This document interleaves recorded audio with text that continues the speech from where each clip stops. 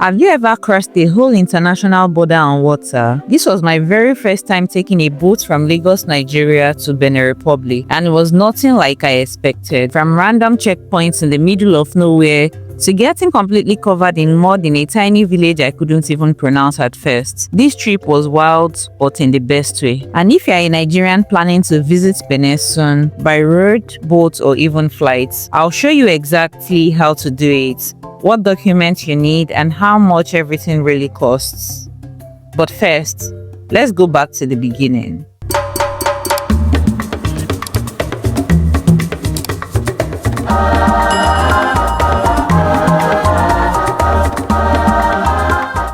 It's a beautiful morning in CMS, Lagos Island, and I have just arrived at NIWA Jetty. This is where it all starts. And my first impression about this jetty was that it's so organized, surprisingly. There is a designated sitting area for passengers, charging ports for your phone, and even shops inside the jetty. You can grab snacks, drinks, and even if you're craving local food. Yes, there's actually an amala spot right inside. I mean, Lagos never disappoints. But you know Lagos now, the real gems are on the roadside. That's why I got breakfast from a street vendor. It was hot, spicy, and of course, was cheap. Just the kind of fuel I needed before an international boat ride. So guys, we are going on a short trip to Porto-Novo and Cotonou. It was not planned for, we just say make it quickly, you know, go on together. That's what I did quickly, right? So we run the radio about, and I think so. So my guy packed the same way to Cotonou. But going to follow us as we go to Cotonou like this. We are going to carry you guys along. Hey, so today we'll be going to Porto-Novo from Lagos. This is my first boat experience ever, and I am so excited about it. I am really looking forward to it. I've always wanted to do this, and it's happening today. Finally, yay! So let's go. To get on the boat, you can pay in cash only, and after which you will be handed a little number tag. It is supposed to be a seat number, but honestly, they just arrange people randomly. It's more like a receipt than an actual seat assignment. The fare is about 10,000 naira per person, and at about 9:53 a.m., our boat left Lagos. The moment we got on the boat and started gliding through the water, it felt calm and peaceful, like Lagos had finally lowered its volume. It gave me a moment to just breathe, take it all in, and wonder what this next country had in store. There are about 9 checkpoints on the waterway from Lagos to Porto-Novo. Most of them are Nigerian Navy, Marine Police, the Marine Command of Nigeria Customs Service, and even the Marine Command of NDLEA. So basically, if your uncle wears a uniform, we probably saw him. Meanwhile, we saw just 2 Benin Republic checkpoints along the way. They asked the usual questions and we kept it moving. Either they wanted to see our valid means of identification or asked where we were headed. While on the boat ride, we made a longer stop in Badagry, where some passengers got off and others joined. It was a bit chaotic, but also gave us a stretch break.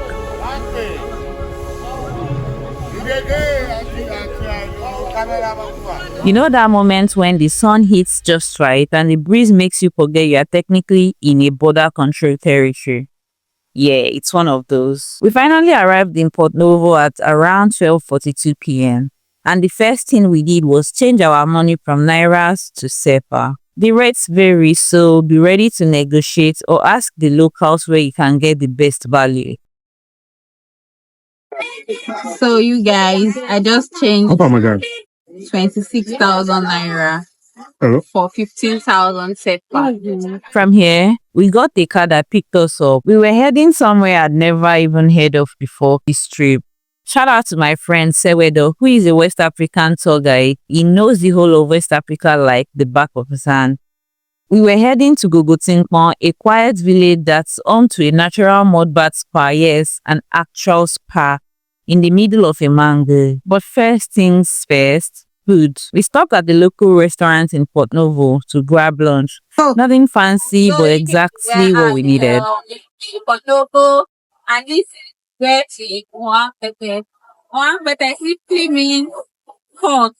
Our eating pork right here. Let's go. Pork. So, Ebadoko.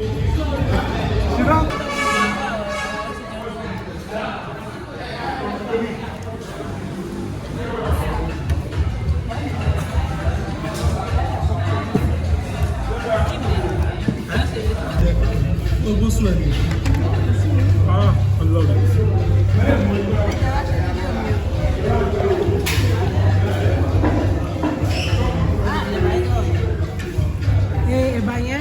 Then we continued on the real adventure, our trip to Gogotinkpon. When we eventually got to Gogotinkpon, we hopped on a wooden boat across the mangrove.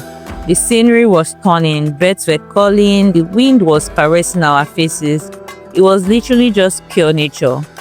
And when we got there, we were greeted with chilled coconut water, a welcome I didn't even know I needed. And then it was time, drum rolls!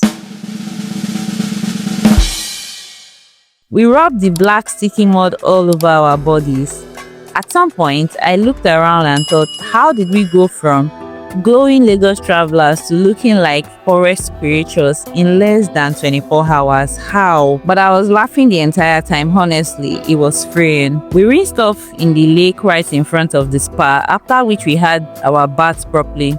And just like that, the mud and maybe some stress melted away. After all the fun and movements, we did a road trip back to Cotonou, where we checked into our hotel, rested a bit, then we headed to a nearby bar to just chill, talk and laugh. You know those nights where you don't need much, just cold drinks, good people and vibes?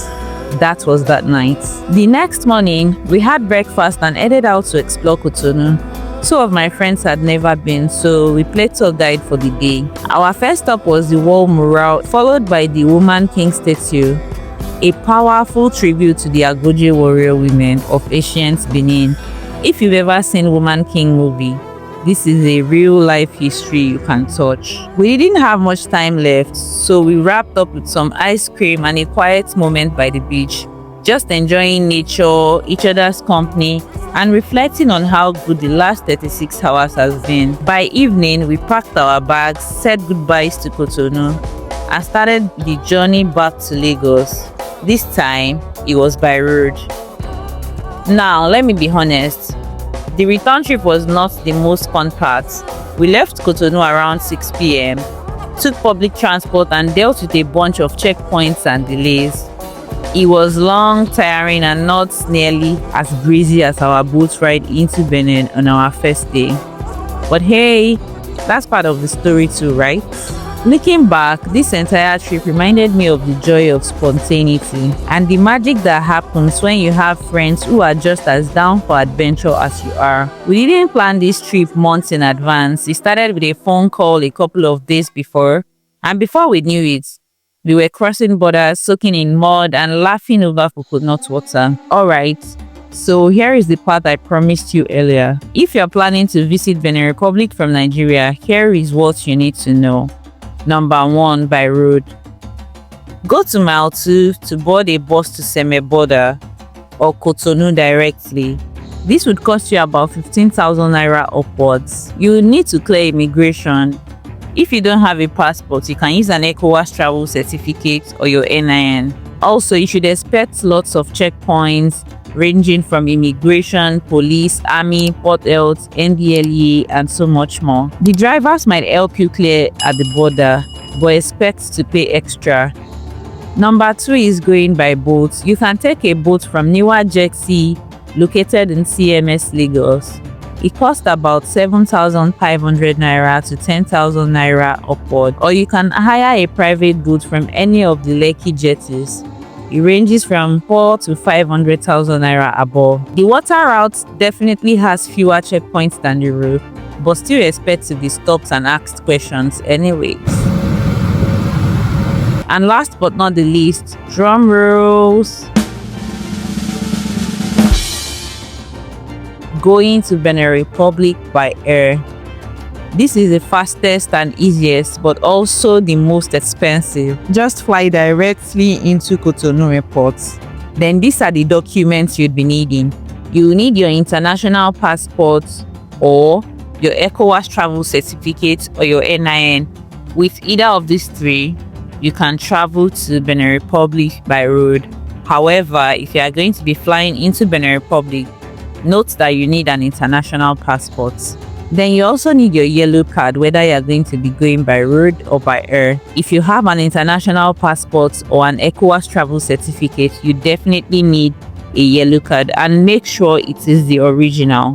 This trip reminded me why I love travel. It doesn't always have to be far or fancy.